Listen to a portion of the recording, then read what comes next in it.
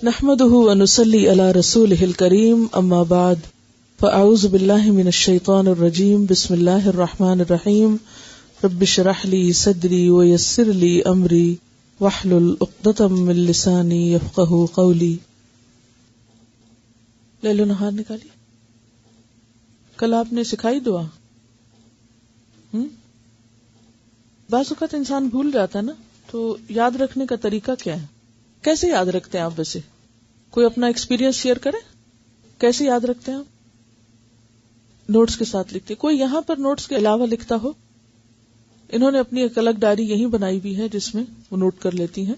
Actually یہ ہوتا ہے الگ بنانے میں، ویسے تو ٹھیک ہے اگر اکٹھے بھی ساتھ ساتھ انسان سائڈ پہ لکھ لے پھر گھر جا کے لکھے، لیکن صرف ایک خطرہ ہوتا ہے کہ کہیں کوئی چیز یا تو اس کو آپ انسرکل کریں یا کوئی نشان دیں. اور الگ اس لیے لکھنا بہتر ہے کہ پھر جب آپ کا اسائنمنٹ آتا ہے تو اس میں آپ فوراً اس کو روز کا روز بھی ٹک کرتے جاتے ہیں اور تھرو آؤٹ دا ویک آپ کو ریمائنڈر رہتا ہے کہ یہ بھی کام رہتا ہے.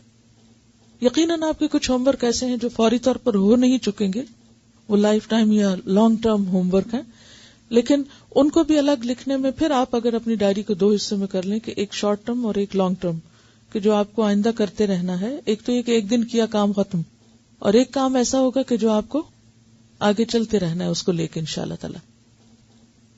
چونکہ ایک ہوم ورک ایک جو ساتھ ساتھ چلے گا کہ پیاروں کو ساتھ لے کے چلنا ہے، تو اس میں کچھ چیزیں تو میں آپ کو کہتی ہوں کہ یہ آپ شیئر کریں، کچھ یہ کہ آپ خود سے بھی کر سکتے ہیں. کوئی ریسٹرکٹ نہیں کیا گیا آپ کو کہ صرف آپ وہی کریں جو میں آپ سے کہتی ہوں. جو بھی چیز آپ کو اچھی لگے یا آپ کے گھر کے یا حالات اور ماحول کے مطابق آپ مناسب سمجھے اس کو بھی آپ شیئر کریں. تو یاد ہو گئی تھی بچوں کو یا کسی کو بھی؟ ایک بڑے بچے بھی ہوتے ہیں گھر میں، ان کو بھی یاد کرا سکتے ہیں، ان کا بھی خیال رکھا کریں. جی اب آج آپ جا کے پوچھیں کہ آپ نے پڑھی پھر مغرب کے بعد؟ بچے یقیناً خوش بہت ہوئے ہوں گے، بس اتنی سی بات اور پھر ہم دوزخ میں نہیں جائیں گے. چلیے اب یہ صبح شام کی مسنون دعائیں آ رہی ہیں، آپ صبح میں الگ سے بھی پڑھ رہے ہیں اور یہاں میں ایک دفعہ ساری پڑھ دوں گی تاکہ اس کا پروننسیشن آپ جان لیں اگر کہیں کوئی کمی بیشی ہے. اور یہ ہے کہ یہ بھی ایک دن میں ہونے والی نہیں، ان میں سے اگر کچھ ایک بھی آپ بچوں کو سکھا دیں، کم از کم بسم اللہ الذی لا یضر والی دعا جو ہے وہ تو ہر ایک کو سکھا دینی چاہیے بچوں کو، کیونکہ بہت چھوٹی سی ہے اور بہت ہی جامع دعا ہے. صبح شام کی مسنون دعائیں. جو شخص صبح شام 100 مرتبہ سبحان اللہ و بحمدہ پڑھے، یعنی صرف اتنا، تو اللہ تعالیٰ اس کے تمام گناہ معاف فرما دیں گے اگرچہ سمندر کی جھاگ کے برابر ہو.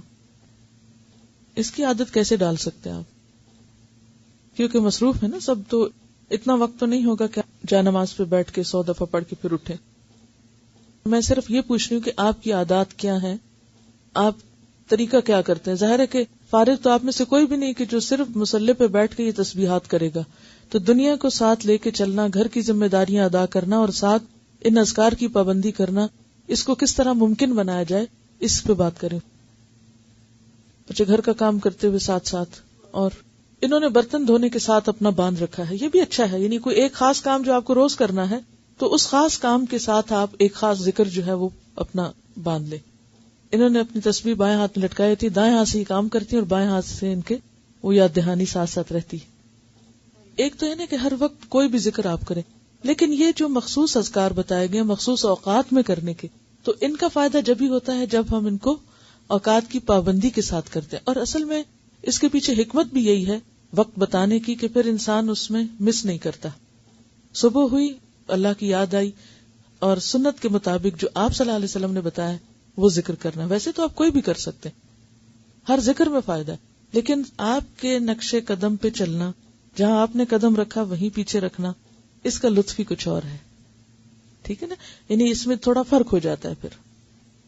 چلیے، آپ صلی اللہ علیہ وسلم نے فرمایا صبح شام 3 مرتبہ یہ دعا پڑھنے والا دن اور رات کی تکلیفوں اور نقصان سے محفوظ رہتا ہے. بسم اللہ الذی لا یضر مع اسمہ شیء فی الارض ولا فی السماء وهو السمیع العلیم. صبح شام اس اللہ تعالی کا نام لیتا ہوں جس کے نام کی وجہ سے زمین و آسمان کی کوئی چیز نقصان نہیں پہنچا سکتی اور وہ سننے اور جاننے والا ہے. آپ صلی اللہ علیہ وسلم اس دعا کو بھی روزانہ صبح شام 3 مرتبہ پڑھتے تھے. اللہم عافنی فی بدنی، اللہم عافنی فی سمعی، اللہم عافنی فی بصری، لا الہ الا انت. اس دعا کو آپ صبح اور شام کے مثلا سنت کے بعد یا فرض کے بعد اگر مقرر کر لیں تو انشاءاللہ تعالی پھر بھولیں گے نہیں. اے اللہ میرے بدن میں عافیت عطا فرما، اے اللہ میری سماعت میں عافیت عطا فرما، یعنی میرے کان ٹھیک رکھ. اے اللہ میری بینائی میں عافیت عطا فرما. آپ کے سوا کوئی بھی معبود نہیں ہے، کیونکہ انسان کی جسمانی صحت اس کی عبادت کے لیے، اس کے کام کاج کے لیے، فرائض کی ادائیگی کے لیے بہت ضروری ہے. تو آپ صلی اللہ علیہ وسلم 3 بار صبح اور شام یہ پڑھتے تھے. اب ویسے تو آپ ایک بار بھی پڑھ سکتے ہیں، لیکن اصل سنت کیا ہے پھر 3 بار پڑھنا. آپ صلی اللہ علیہ وسلم نے فرمایا کہ جو شخص سورہ اخلاص، سورہ فلق اور سورۃ الناس صبح و شام 3 بار پڑھے گا تو وہ ہر قسم کی آفت سے محفوظ رہے گا. ترمذی کی روایت ہے. آپ صلی اللہ علیہ وسلم نے سیدہ فاطمہ رضی اللہ تعالی عنہا کو ہر صبح و شام یہ دعا مانگنے کا حکم دیا تھا، یعنی آپ نے اپنی بیٹی کو یہ دعا سکھائی تھی. یا حی یا قیوم برحمتک استغیث فاصلح لی شأنی کلہ ولا تکلنی الی نفسی طرفۃ عین. اے ہمیشہ زندہ اور قائم رہنے والے، آپ ہی کی رحمت کا واسطہ دے کر فریاد کرتا ہوں کہ میرے سب کاموں کو درست کر دیں اور مجھے میرے نفس کی طرف پلک جھپکنے کی دیر کے لیے بھی حوالے نہ کریں. اس کا کیا مطلب ہے؟ مجھے میرے نفس کے حوالے ایک پلک جھپکنے کی دیر بھی نہ کریں. کیوں؟ مجھے مسلسل اپنی حفاظت میں رکھے، میں بھٹکنے نہ پاؤں. ومن یکفر بالطاغوت، تو طاغوت میں سب سے پہلے خود اپنا نفس آتا ہے. ان النفس لامارۃ بالسوء. اور اگر انسان اپنے نفس کی باتیں ماننے لگ جاتا ہے تو کبھی بھی پھر وہ اللہ کی بات نہیں ماننے دیتا. تو انسان نفس کے حوالے ہوا نہیں اور پھسلا نہیں اور گیا نہیں. ٹھیک ہے، تو اس لیے یہ دعا بھی بہت اہم ہے اور بہت ضروری ہے. اور کوئی چیز آپ کے ذہن میں آ رہی ہو کہ مجھے میرے نفس کے حوالے ایک لمحے کے لیے نہ کرنا ہو؟ بنیادی طور پر یہی بات ہے کہ ان النفس لامارۃ بالسوء، کہ انسان کا نفس اس کو خوب برائی پہ اکسانے والا ہے. یعنی انسان کا جو اپنا نفس ہے وہ سیدھے رستے یا بلندی کے رستے کی طرف جانے میں ہمیشہ سستی دکھاتا ہے. اچھے کام میں اس کو رغبت کم ہوتی ہے. یعنی انسان کی کمزوری ہے. مشکل رستہ ہے نا، فلقتحم العقبہ. انسان مشکل گھاٹی نہیں اختیار کرنا چاہتا، وہ آسانیاں چاہتا ہے. لڑکنا اس کو اچھا لگتا ہے، چاہے کسی کھائی میں جا گرے. تو اس لیے اللہ سے دعا کرے انسان کہ یا رب مجھے میرے نفس کے حوالے نہ کرنا، کیونکہ نفس تو برائی کی طرف ہی لے کے جاتا ہے. تو نفس کے حوالے ہونے کا مطلب کیا ہے؟ برائی کی طرف جانا. اور اس میں آپ دیکھیے کہ آپ سارا دن عہد کریں گے میں نے یہ نہیں کرنا، ایسا نہیں بولنا، ایسا نہیں کرنا، اور لمحے بھر کے لیے کیا ہوتا ہے؟ منہ سے بات نکل جاتی، آپ ایک دم غصے میں آ جاتے ہیں. آپ ایک دم وہ کہہ آتے ہیں جو سویر سے وعدہ کر رہے تھے شام تک کہ اب آج سے میں نے یہ جملہ نہیں بولنا یا یہ کام نہیں کرنا. وہ لمحے بھر کے لیے آپ نفس کے حوالے ہوئے اور گئے. تو یہ دعا بہت ہی زبردست دعا ہے کہ یار اب میں تو اپنے آپ پر خود پر ایک لمحے کے لیے بھی بھروسہ نہیں کر سکتا، لمحے کے لیے بھی مجھے نہیں ادھر جانا. وَإِن تُبْدُوا مَا فِي أَنفُسِكُمْ أَوْ تُخْفُوهُ يُحَاسِبْكُم بِهِ اللَّهُ. کیونکہ انسان جب نفس کے حوالے ہوتا ہے تو بس مشکل میں پڑ جاتا ہے. اسی لیے کہا گیا نا کہ وَلَا تُزَكُّوا أَنفُسَكُمْ، اپنے آپ کو پاکیزہ مت کہو. کوئی اپنے آپ کو نیک نہ سمجھے کہ میں بڑی چیز ہوں. کیوں؟ بل اللہ یزکی من یشاء، بلکہ اللہ ہی جس کو چاہتا ہے پاک کرتا ہے. کیونکہ انسان خود کوئی چیز نہیں ہے. اچھا اس میں آپ دیکھیے کہ اپنے آپ کو تو انسان خوب پہچانتا ہے، لیکن آپ نے بچوں میں بھی دیکھا ہوگا اچھا بھلا ٹھیک چلتے چلتے کیا کرتے ہیں؟ بیٹھ جاتے ہیں. اب کیا وجہ ہے؟ کوئی وجہ نہیں. کیا مسئلہ یہی ہے، نفس کے حوالے ہونے والی بات ہے، یہ شیطان کے شر کی بات ہے. تو یہ ویکنس سب انسانوں کے ساتھ ہے. ایک شخص آپ کے ساتھ دنوں اچھا معاملہ کرتا ہے، بہترین معاملہ کرتا ہے، یا کہ اس کو پتہ نہیں کیا ہو جاتا ہے. وہ کیا ہوا؟ اس کو نفس کے حوالے ہو گیا. تو کہتے ہیں نا لکل جواد کبوہ، عربی کا ایک محاورہ ہے کہ ہر گھڑ سوار کا ایک دن گھٹنا ضرور لگتا ہے. وَلِكُلِّ عَالِمٍ حَفْوَةٌ، اور ہر عالم کہیں نہ کہیں غلطی کر جاتا ہے، کہیں نہ کہیں بھول ہو جاتی ہے اس سے.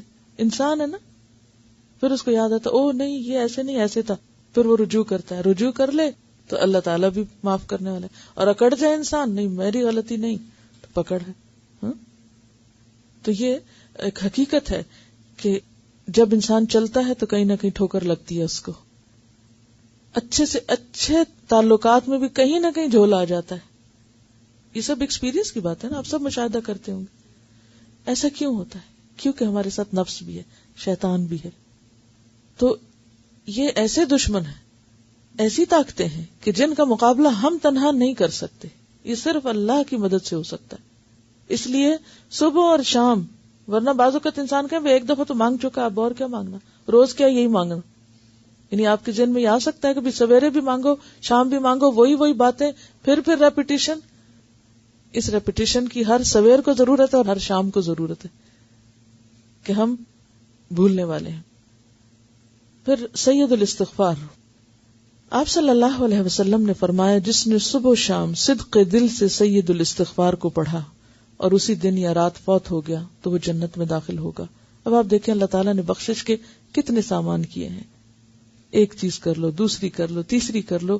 یعنی یہی اس کی رحمت ہے کہ اس نے چھوڑا نہیں بھٹکنے کے لیے, یا اللہ بندوں پہ ظلم نہیں کرتا. لیکن اگر بندے خود ہی غفلت کا شکار رہیں اور کسی بھی چیز سے فائدہ نہ اٹھائیں تو پھر جبر نہیں کرتا اللہ تعالیٰ.